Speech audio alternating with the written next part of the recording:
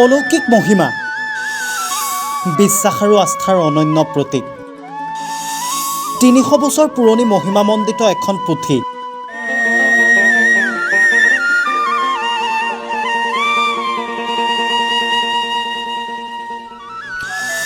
স্বমহিমাৰে মহিয়ান পুথিভাগ, খনিকৰ পুথি।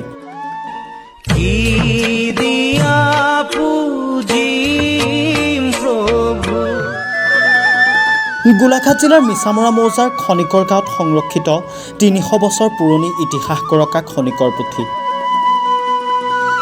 বিশ্ববৰেণ্য মহাপুৰুষ শ্ৰীমন্ত শংকৰদেৱ আৰু শ্ৰী শ্ৰী মাধৱদেৱ বিৰচিত কীৰ্তন আৰু নামঘোষাৰ সাঁচিপতীয়া পুথিৰ সমষ্টি। গোলাঘাট জিলাৰ খনিকৰ গাঁৱত সংৰক্ষিত এই পুথি দুভাগ গুণগ্ৰাহী লোকে নিজ গৃহলৈ আমন্ত্ৰণ জনাই মনোকামনা সিদ্ধি আৰু প্ৰশান্তি লাভৰ অৰ্থে। দৃশ্যত দেখুওৱাৰ দৰে এইদৰে পদব্ৰজে দূৰ দূৰণিলৈ কঢ়িয়াই লৈ যোৱা হয় পুথিভাগ। পুথিভাগৰ আছে ঐশ্বৰিক মহিমা। সম্পূৰ্ণ জাগ্ৰত এইভাগী মহিমামণ্ডিত খনিকৰ পুথি।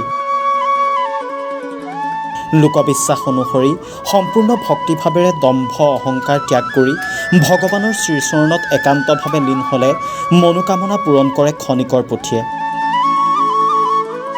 খনিকৰ পুথিভাগীয়ে বহন কৰে ৩০০ বছৰীয়া ইতিহাসৰ কথা। সঁচাকৈ মহাপুৰুষ শ্ৰীমন্ত শংকৰদেৱ তথা শ্ৰী শ্ৰী মাধৱদেৱৰ যি ৰচনাৰাজি সেয়া সঁচাকৈ বিস্ময়। অসমীয়া জাতিক চিৰকালৰ বাবে গৌৰৱান্বিত কৰি তোলে মহাপুৰুষ শ্ৰীমন্ত শংকৰদেৱ আৰু শ্ৰী শ্ৰী মাধৱদেৱৰ ৰচনাৱলীয়ে। এয়া যেন ঐতিহ্য, এয়া যেন অসমীয়াৰ বাবে এক গৌৰৱৰ সন্ধিক্ষণ।